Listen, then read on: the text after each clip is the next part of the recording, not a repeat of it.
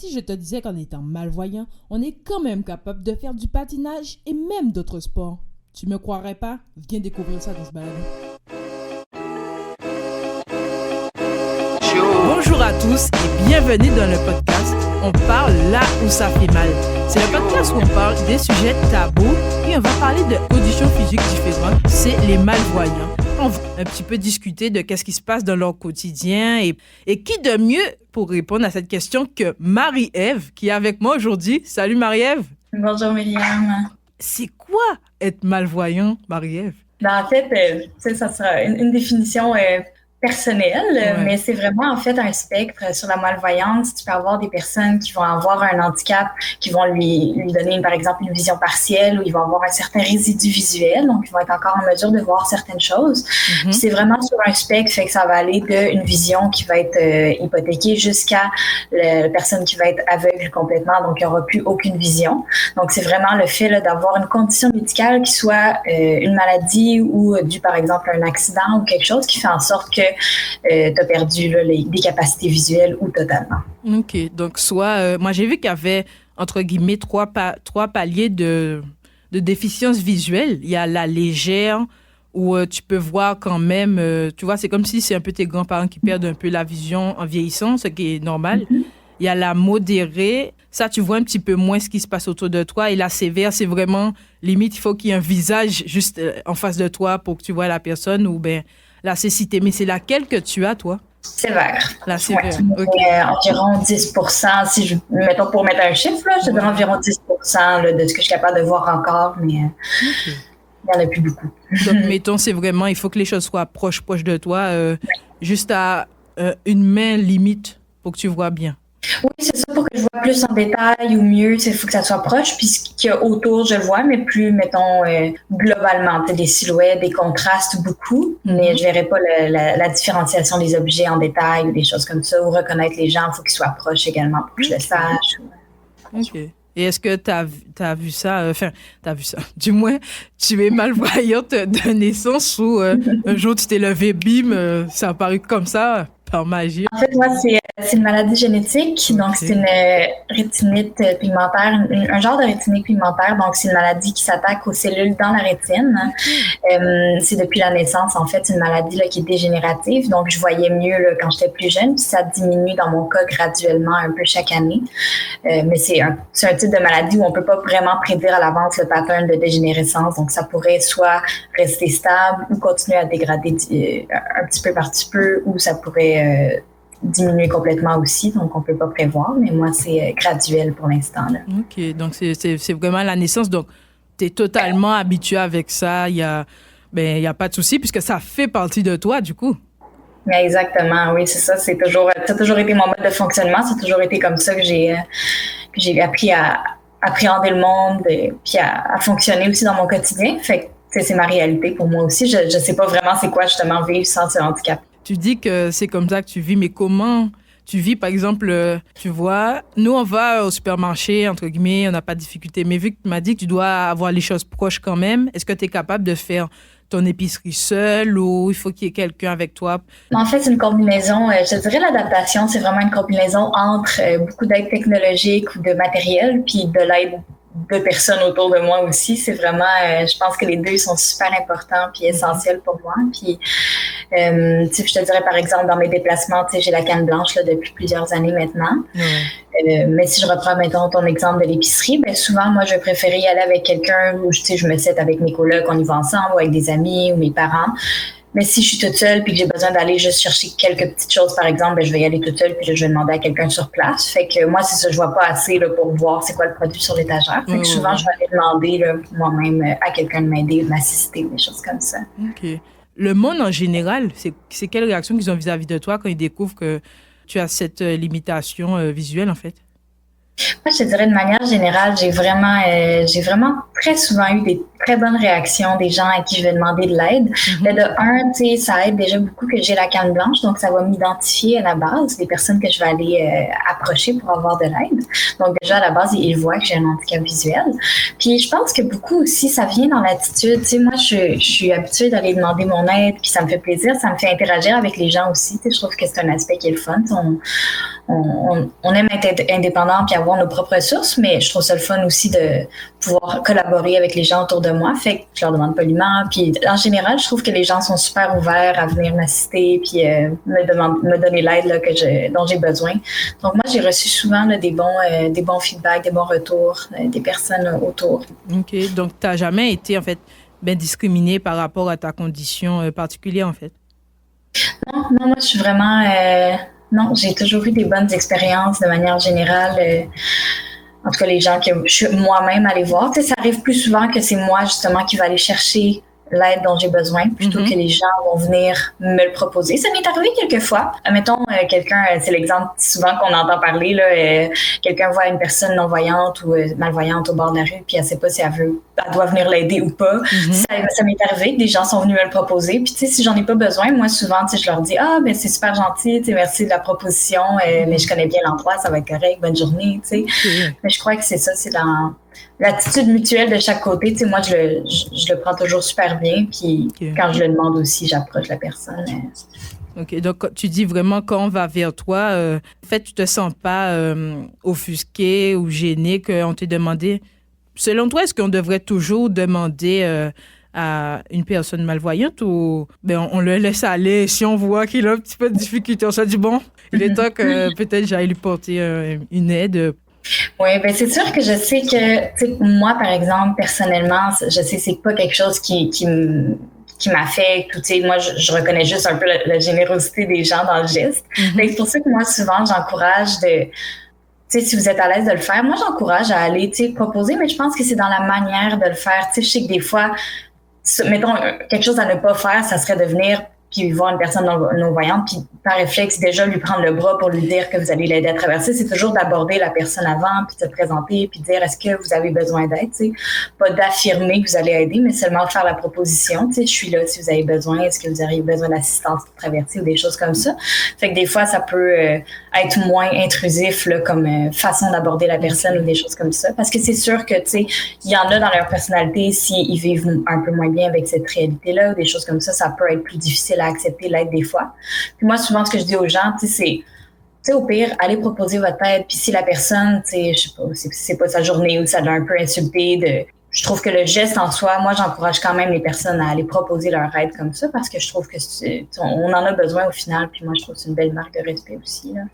Mais justement, si je me mets dans ce cas-là, j'ai connu Benjamin. Pour ceux qui ne connaissent pas Benjamin, il est étudiant avec moi au Collège de radio et télévision de Québec. Mais je savais toujours pas vraiment quoi faire parce que il est malvoyant, mais en même temps, tu sais pas si, justement, comme tu expliquais, tu proposes ton aide ou pas parce que tu sais pas de quelle manière il va te recevoir. Mais comment t'expliques de toujours aller, mais de demander, de pas penser que tout de suite la personne a besoin d'aide, c'est déjà une petite subtilité que j'avais jamais pensé en fait. Oui, exact. Puis même la manière aussi, par exemple, si on reprend l'exemple du traverser la rue ou quelque chose, c'est d'abord d'aller demander à la personne, est-ce que première question, avez-vous besoin d'aide? Vous devriez avoir de l'assistance pour traverser. Puis de deux aussi, il y a la technique, souvent là, la personne non-voyante va tenir le bras de la personne qui l'aide. Mais c'est de demander justement, est-ce que vous voulez me tenir le bras ou vous voulez simplement, des fois, il y en a qui sont à l'aise comme moi, des fois, je vois assez pour juste marcher à côté de la personne. Fait que c'est de demander aussi, quel type d'assistance vous avez besoin. Fait que comme ça laisse la porte ouverte à ce que la personne choisisse vraiment le niveau où elle est confortable personnellement. Ça, franchement, c'est des petits détails que on aurait aimé savoir, mais c'est qu'on a tellement peur de demander aux gens et tout. Des fois, je trouve que, pour ma part, on vous considère un petit peu comme... je suis désolée de dire ça, mais comme des bébés, parce qu'on se dit, ils ont tout le temps besoin d'aide, donc ils peuvent pas faire ci, ils peuvent pas faire ça. Et j'ai découvert au fil du temps que c'est totalement faux, que vous pouvez faire toutes vos choses naturellement, normalement, sans avoir besoin de l'aide des gens. Par exemple, est-ce que toi, t'es sportive? Oui, je fais beaucoup de sport, beaucoup de plein air. la randonnée, du patin, de la natation, je fais de la danse. Tu vois, ça te limite pas du tout. Pourtant, Non. moi, là, tous les sports, tu parles, il y a beaucoup que j'en ai pas fait du tout. Tu vois? Oui, oui, exactement. Mais je suis toujours dans l'optique de, tu sais, la randonnée, par exemple, ben, je vais y aller puis je vais avoir des bâtons de marche pour être sûre. Des fois, je vois pas beaucoup les contrastes au sol. Fait que là, en ayant les bâtons de marche, tu sais, je me sens plus stable, j'ai de quoi me retenir s'il y a quelque chose. Fait que c'est toujours, tu sais, je pense que à partir du moment où tu veux essayer quelque chose, si tu veux vraiment le faire, il y a toujours une manière, je pense, de l'adapter là, pour que ça soit faisable pour toi puis pour la personne. Fait que je suis plus dans l'optique de on essaye puis on voit comment on s'ajuste au fur et à mesure. C'est ça, vous avez pas de limite puisque, je sais pas, mais j'ai l'impression que vous devez toujours prouver que vous êtes, entre guillemets, plus fort que les autres. En fait, toujours vous dépasser pour montrer que, vous n'avez pas besoin d'aide, vous êtes assez autonome, assez grand. Vous voulez toujours, pour moi, en faire plus. Après, c'est ma perception de la chose, évidemment. Est-ce que tu t'as dit qu'il faut toujours en faire plus ou tu dis, moi, je fais comme tout le monde, je me dépasse pas plus juste parce que j'ai cette limitation physique, en fait. Je sais pas si, je pense que après ça dépend, c'est ça, de la personnalité de l'individu, tu sais, s'il va vraiment se dépasser plus ou vivre au même niveau que tout le monde. Mais je crois que quand tu es conscient, justement, que tu as une limite, puis quand tu as un handicap, veux pas, c'est pas mal ça. Au quotidien, c'est que tu as conscience de tes limites plus, je pense. Puis je crois que ça crée cette conscience-là, dans ton comportement, dans les choix que tu fais, justement, je pense que ça met le focus un peu sur le fait de dépassement de soi aussi. Je crois que, veux pas, c'est des concepts qu'on est amené à peut-être réfléchir des fois dans notre parcours ou à être confronté. Puis c'est sûr que même des fois pour être tu sais, on dit on a des adaptations maintenant, puis on peut pas mal faire, tu sais, tout comme les autres dans notre quotidien et tout. Mais c'est sûr que ça reste que dans certaines situations, ça va demander plus d'énergie ou ça va demander plus de temps. Puis je le vois un peu comme, tu sais, souvent, des fois, quand il y a des difficultés ou des défis qui sont plus grands en lien avec cette limitation-là, je trouve que la fierté puis la réussite qu'on gagne est proportionnelle, en fait, à l'énergie qu'on a investie dedans. Donc, je crois que c'est une question de, justement, t'es plus conscient de l'énergie que tu dois mettre pour atteindre tes objectifs. Puis ça peut mener aussi à des plus grands objectifs des fois parce que tu peux rentrer dans certains cas dans un mindset, justement, de, c'est ça, réussir à être bien puis à faire ce que tu veux, tu sais. Puis je pense que c'est important de le faire pour soi aussi. Tu sais, c'est facile de tomber, je pense, en fait, quand c'est ça, t'as une limitation, un handicap comme ça, c'est facile de tomber dans, justement, comme tu dis, je vais prouver aux autres que je suis capable, je vais prouver que moi aussi, même si j'ai cette limitation-là, je vais la surmonter. Mais je crois que c'est super important de le faire pour soi, en fait, puis de le faire pour être bien soi-même, puis de pas tomber nécessairement dans le faire pour les autres, quoi. Volonté de prouver, exactement. Et justement, comment tu fais... tu as dit que la marche, tu as 2 bâtons, tout pour te permettre de voir, mais tu as dit... comment ça s'appelle? Le patin. Comment ça se passe? Parce que moi, je trouve déjà le patin... C'est compliqué parce que franchement, moi et la glace, on n'est pas amis. Mais comment tu t'agences comment tu t'agences pour justement pouvoir exercer tes passions, ton sport? Je te dirais, le patin, entre autres, souvent, je vais être avec quelqu'un. Fait que si c'est un endroit où, mettons, il fait... Parce que moi, je vois moins quand il fait plus sombre. Fait que si j'y vais le soir ou si, mettons, des fois, c'est des sentiers dans la forêt, là, fait qu'il y a moins de contraste avec le bord ou quoi. Fait que je vais me fier, tu sais, souvent, je vais être avec quelqu'un. Fait que je vais me fier un peu à la personne que je vais être avec devant ou à côté pour, c'est comme un peu la suivre puis aller dans la bonne direction. L'autre jour, j'étais dans une patinoire publique puis là, il y avait beaucoup, beaucoup de monde. J'étais avec des amis. J'ai fait comme, là, tant pis, je vais patiner avec ma canne blanche. Ça allait très bien. C'était quand même drôle.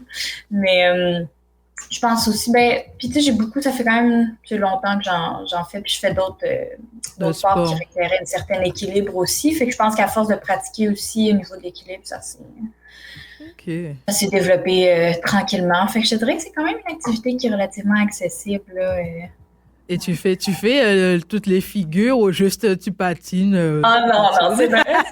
On n'est pas dans le patinage artistique. Dommage. Moi, même pas le patinage classique. Mais... Ça, c'est l'autre niveau. Ouais, c'est vrai. Peut-être qu'un jour, tu vas arriver, tu vas dire, là, moi, je veux faire du patinage artistique. Et tu vas aller au JO, je sais pas. Non, mais vraiment, tout est possible et tout. Et surtout, on a parlé du sport et tout. Mais dans tes études, puisque toi, tu es... non, à l'université... L'université, oui, Ouais, à exactement. Trois-Rivières, c'est ça. C'est ça, c'est ça. Toi, tu es à l'université à Trois-Rivières. Est-ce que tu as une aide, une personne à côté de toi ou tu es comme Benjamin, totalement autonome, tu prends tes notes avec ton petit ordi qui est spécialisé? Il faut qu'on parle de votre ordi, il est vraiment top. Hein? Et moi, je l'aime beaucoup. Donc, franchement.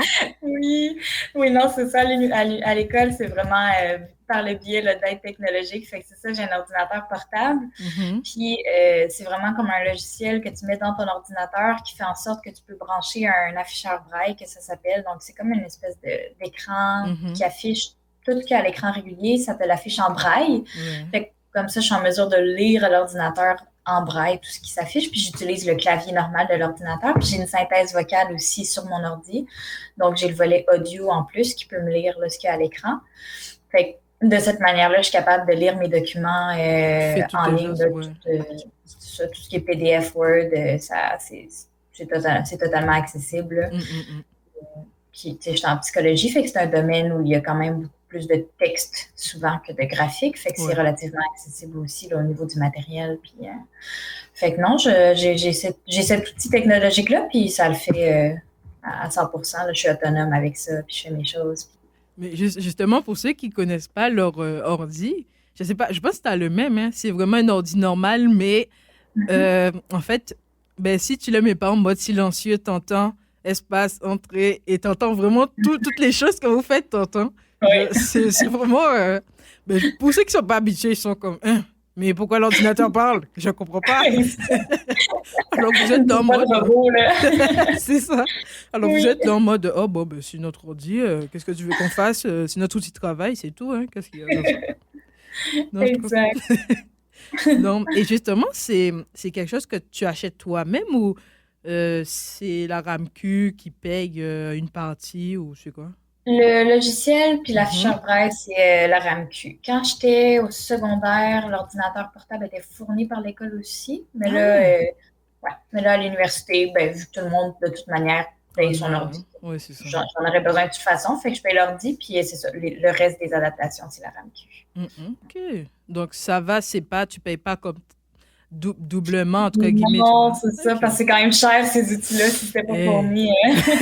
t'imagines, on te dit, t'as une maladie, c'est pas de ta faute et tu dois en fait payer parce que les gens, ça, quand tu payes, pour moi, c'est comme si c'est toi qui as choisi d'être malade. Enfin, t'es pas malade, Non, mais c'est c'est toi qui as ça. choisi d'avoir cette condition. Non, je Hum, pense pas, mais bon, ok. non. C'est vrai. Ouais.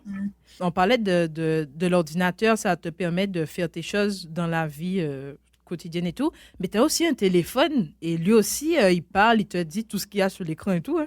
Oui, oui, exactement. Synthèse vocale sur mon téléphone. Fait que c'est la même chose. C'est drôle souvent parce que nous, on est tellement habitués de les entendre, ces Uh-huh. synthèses vocales-là, qu'on les met super rapidement, là. Fait que là, Mhm. le monde autour de nous, souvent, ils entendent ça puis ils font comme, tu comprends ce qu'il dit? Oui, Ben oui. oui, c'est mon téléphone.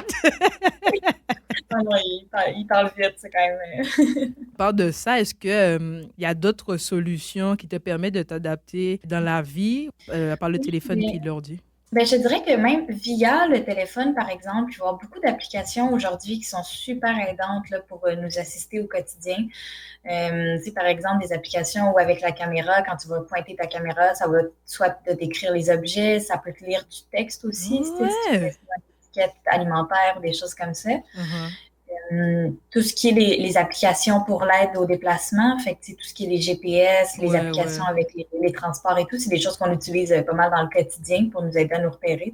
Un nouveau trajet dans une ville non familière, ben, Mhm. souvent, je vais juste activer mon GPS puis avoir d'autres applications de déplacement qui me permettent de OK. ça, me repérer puis avoir des guides audio aussi. Donc, il y a beaucoup de types D'outils. d'applications comme ça que j'utilise sur mon téléphone qui vont venir devenir des aides au quotidien là, à force. OK, donc en fait, tu prends juste ton téléphone comme ça, tu le mets par exemple devant l'ordi, tu as dit ordinateur. Oui, J'ai bien fait exactement. Ouais, l'envers du robot. OK. avec une belle voix comme ça. Ouais, c'est ça. Oui, vraiment. Non, c'est ça, tu le passes dans le paysage, là, puis là, il va identifier. Ouais. Non, cette voix, elle est perturbante, mais après, on finit par s'y habituer. Oui, c'est ça. À force de l'entendre, ça devient plus naturel. C'est vrai. Alors, pour moi, je pense que c'est un cliché, ça. Mais on dit que tous les non-voyants, ils connaissent le braille comme les aveugles. Est-ce que tu connais le braille, toi? Oui, moi, je l'ai appris Ok. quand j'étais quand même jeune, au primaire environ. Parce que moi, j'ai fonctionné un bout là, à l'école avec des documents en agrandi visuel, mais Mhm. ça devenait trop forçant puis trop long. Fait que j'avais switché au braille, puis ça m'a permis justement d'avoir l'afficheur braille là, aussi avec mon ordinateur. OK. Mais c'est pas nécessairement, non, c'est ça. C'est pas tout le monde là, qui apprenne le braille. Surtout si, par exemple, tu sais, moi, c'est parce que j'étais jeune, là, je l'ai depuis la naissance, l'handicap, mais c'est quelqu'un qui va tomber malvoyant ou non-voyant plus tard dans l'âge adulte, souvent, ils vont moins l'apprendre parce que même moi, je te dirais, j'utilise de plus en plus l'audio. OK, C'est ouais. vraiment rendu courant. Fait que tu sais, tu pourrais te débrouiller là, seulement avec de l'audio maintenant, avec tout ce qui est accessible, les applications. Bon, ben, j'avais raison pour ça, parce que je me disais, ben, c'est pas parce que c'est comme les personnes qui sont sourdes et tout, ben, c'est pas tous qui apprennent le langage des signes. Il y a ceux, des fois, ils lisent, pardon, sur les Mm. lèvres, mais c'est pas parce que c'est un cas que c'est une généralité, en fait. Non, c'est ça, exact. On a Mm. trop tendance à croire des choses erronées parce que justement, on s'intéresse pas assez à l'autre et tout. Tu penses que la société devrait faire des efforts pour être plus inclusif avec vous, que ce soit au niveau du travail ou ben de la vie en général? Je trouve que ça s'améliore. Tu sais, je trouve que en ce moment, on a quand même beaucoup d'opportunités. Tu sais, je te dirais, c'est arrivé quelquefois des places où j'ai été discriminée par rapport au handicap, mais ça a Mhm. été très rare. Fait que je crois qu'on est dans la bonne voie. Je crois vraiment qu'on est dans la bonne voie, mais je pense qu'il y a toujours, tu sais, qu'il y aura toujours place à l'amélioration. Puis je crois que c'est un processus. Tu sais, je te dirais au niveau de l'accessibilité, tu sais, mettons là, c'est juste un exemple banal, mais Mhm. tu sais, dans les villes, par exemple, au niveau du transport, maintenant ils ont mis des synthèses vocales, tu sais, dans tout ce qui est Ouais. autobus. Puis, mais là bon, ça marche une fois sur 20. Fait que c'est un premier pas, l'intention est là, mais après, il s'en occupe plus. Puis, tu sais, fait que, tu sais, je Mhm. crois qu'il y a des initiatives, il y a des choses qui se font, mais il y aurait place à que ça soit encore plus accessible, plus inclusif. Dans des milieux, certains, des fois aussi, vont encore, c'est sûr, là, avoir certains préjugés, ou, tu sais, est-ce que tu vas pouvoir faire la tâche comme les autres? Tu sais, est-ce que tu vas être aussi productif aussi? Mhm. Ben, tu sais, peut-être que je vais la faire différemment, la tâche, mais je vais la faire à ma manière, puis ça va C'est peut-être ça, apporter quelque chose d'autre aussi à clairement. l'équipe. Des fois, c'est une manière de voir aussi, puis c'est une manière de penser de, OK, elle va peut-être faire différemment à sa manière, mais tu sais, ça pourrait donner autre chose qui va être tout aussi bénéfique, c'est-à-dire. Ben, déjà, on commence par une bonne question. Est-ce que tu as un emploi présentement, un job étudiant? J'en avais une cet Mhm. été, puis au début de la session aussi, mais là, Mhm. avec les études, là, j'ai décidé de la laisser de côté, Ouais, mais c'est ça, psycho, cet été, je cherche. Ouais, c'est non, c'est ça, un gros programme quand même, juste c'est une vrai. gestion de temps, mais Et justement, tu n'as pas eu l'impression que tu as dû faire 2 fois plus de démarches que, par exemple, tes amis, quand vous en parliez, ils te disent, ah ben, je suis allée, puis j'ai eu la job, et toi, tu fais, ah, ouais, bon, moi, ça fait le 5e, on va me rappeler, ça fait 3 semaines que j'attends. mais en fait, je te dirais la difficulté, moi, je la trouve avant l'étape de sélection. Mhm, C'est de trouver la job qui a été plus ardue. Tu sais, je suis chanceuse parce que là, maintenant, plus j'avance dans mon parcours scolaire, plus je peux avoir des opportunités d'emploi qui sont en lien OK. avec mes études. Fait que moi, puis c'est un domaine qui est accessible là, quand même, la psycho. Fait que ça m'a ouvert des portes. Mais tu sais, quand j'étais plus jeune, mettons, tout ce qui est emploi étudiant, c'est que tu as moins de possibilités à la base. Tu Mhm, sais, tout ce qui est, par exemple, aller travailler dans les commerces, tu sais, à la caisse ou des choses comme ça, ben là, c'est plus compliqué. La restauration, c'est plus compliqué. Fait qu'il y a beaucoup d'emplois qui, à la base, sont vraiment pas tant accessibles. Fait que moi, c'est là la plus grosse difficulté, c'est que ça restreint ouverte. Là. Puis des fois, malheureusement, c'est vraiment pas une question que l'employeur veut pas, c'est juste que il faut reconnaître aussi, je pense qu'il y a des zones où je serais pas chirurgienne dans la vie. Là, je pense qu'il y a ouais, ouais, certaines choses qui malheureusement sont pas accessibles. Fait que je crois que c'est juste de trouver les bonnes portes à alternative. ouvrir, mais sont moins fréquentes des fois.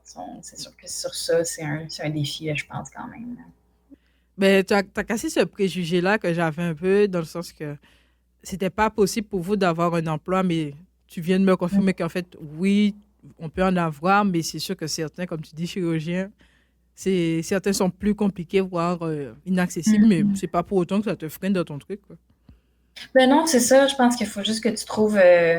Non, exact. Faut que tu trouves ceux qui sont possibles. Puis, tu sais, il y en a beaucoup, là. Il y en a plus qu'on pense. En fait, souvent, on va avoir tendance à dire comme ah, ouais, ça va être compliqué. Mais des fois, c'est un petit détail qu'il faut que tu ajustes, puis tu le fais à ta manière, puis ça fonctionne pareil. Puis, tu sais, j'ai un exemple. J'avais à m'emmener un été, justement, j'étais en recherche d'emploi, puis j'étais comme bah, je sais pas trop où aller. Puis, j'avais eu un dîner bénéfice dans un CPE. J'avais un contact là-bas, fait que j'étais allée justement plus trop pourquoi. Puis juste comme ça, finalement, j'ai décidé d'aller voir le propriétaire de la place. Puis je lui ai demandé, tu sais, si jamais je me cherche un emploi cet été, j'aime quand même les enfants, je suis en intervention, je sais pas si vous auriez de quoi. Puis finalement, tu sais, lui, il a été super ouvert. Puis on avait parlé un peu, il savait que je faisais de la musique. Fait que finalement, il a créé un poste pendant l'été pour que je donne des petits ateliers musicaux là, dans les différents groupes avec les jeunes. Fait que il a été super ouvert, il a fait monde de créativité, puis finalement, ça a donné quelque chose de vraiment stimulant puis bénéfique pour tous. Là. Et justement, tu fais quel instrument de musique, toi? En fait, j'en ai fait beaucoup. Ouais. J'ai commencé par le violon quand j'étais jeune, j'ai fait du piano, j'ai fait de la flûte, j'ai fait 6 ans de chant classique.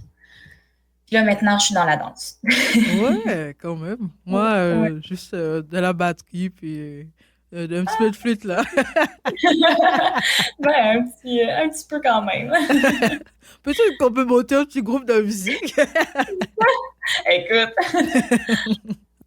Mais est-ce que tu as un petit message à faire passer aux autres, que ce soit les gens, les institutions publiques, les gens même, entre guillemets, ou la société d'une manière générale? Ben, je pense que ça revient un peu à... Moi, je pense que ça serait de ne pas avoir peur de poser des questions des fois. Puis, tu sais, souvent, le monde, mes amis, mettons, avant qu'on devienne amis proches, là, les gens, souvent, ils me disent « Ah, je savais pas trop au début si je pouvais te questionner ou t'en parler ou comment t'aborder. » Puis, tu sais, c'est vrai là, que le monde, justement, tu sais, quand on le connaît pas, cet univers-là, on sait pas trop si on peut rentrer dedans, si la personne est à l'aise. Mais je pense que c'est vraiment, moi, un peu l'attitude que j'aimerais transmettre. Tu sais, c'est essayez, et puis faites-le juste d'une manière... Si la personne qui a le handicap sent que c'est fait d'une manière vraiment curieuse ou bienveillante, tout simplement, tu sais, c'est de la volonté de comprendre l'autre au final, là, tu sais, c'est même pas de pas le faire dans une attitude de pitié, mais vraiment dans une attitude de curiosité. Puis je crois que ça aide ensuite à faire tomber les tabous, puis à parler de la chose pour que ça soit mieux compris. Puis ensuite que nous, on puisse avoir l'aide dont on a besoin si on en a besoin. Tu sais. Fait que je crois que c'est de ne pas avoir peur, d'oser demander, mais de le faire d'une manière ouverte, curieuse, puis après ça, la personne, ça ne veut pas en parler, elle le dit. Là, puis, tout simplement. En fait, c'est de ne pas le prendre personnel aussi, je pense. Là, si une personne n'est pas à l'aise d'en parler, au final, ben, c'est correct, puis on laisse ça comme ça, mais de ne pas s'en vouloir d'avoir essayé, parce que je pense que c'est important. Justement, plus on en parle en tant que société, plus ça va te démystifier, là, comme ce que tu fais un peu en ce moment. Je trouve que c'est super de demander puis de proposer. Mais en tout cas, merci à toi d'être venu, d'avoir voulu partager ton expérience. J'en ai beaucoup appris, puisque, comme je le disais un petit peu avant de commencer le podcast, j'ai fait des recherches sur les malvoyants, mais c'est plus les non-voyants que j'avais des infos, mais tu vois, on ne comprend pas spécialement la différence, mais vraiment, j'ai beaucoup apprécié parler avec toi. Ça m'a appris beaucoup de choses. Et un petit peu comme toi, maintenant, je sais qu'il ne faut pas avoir peur de toujours demander aux gens. Et puis, même s'il y a quelqu'un qui t'envoie bouler, comme tu dis, ce n'est pas personnel. Et peut-être que lui aussi, tout le monde a des fois des mauvaises journées. Et puis, ils n'ont pas envie d'en parler, c'est tout. Exactement. Totalement. En tout cas, je vais retenir ça et puis je vais appliquer ça dans ma vie. Et puis, moi, je trouve que vraiment, tout ce que vous faites, c'est extraordinaire parce que vous avez cette limitation physique, mais vous vous dites, moi, je suis une personne normale et puis je vis ma vie comme j'ai envie, c'est tout. Exactement, bien dit. Il y aura une seconde partie de ce podcast et dans la seconde partie, on va plus aborder la partie être sportif olympique en tant que malvoyant. C'est ce qu'on va voir bientôt avec Benjamin. En tout cas, merci d'avoir suivi ce podcast et puis n'hésitez pas à vous abonner, à aimer, partager, commenter. Ça fait toujours plaisir de savoir que ces podcasts vous plaisent. Et puis, abonnez-vous sur la page Instagram. Je pense que c'est la chose la plus importante. Puis, tous les liens seront dans la description. C'était Myriam et vous étiez dans le balado. On parle là où ça fait mal. Salut, salut!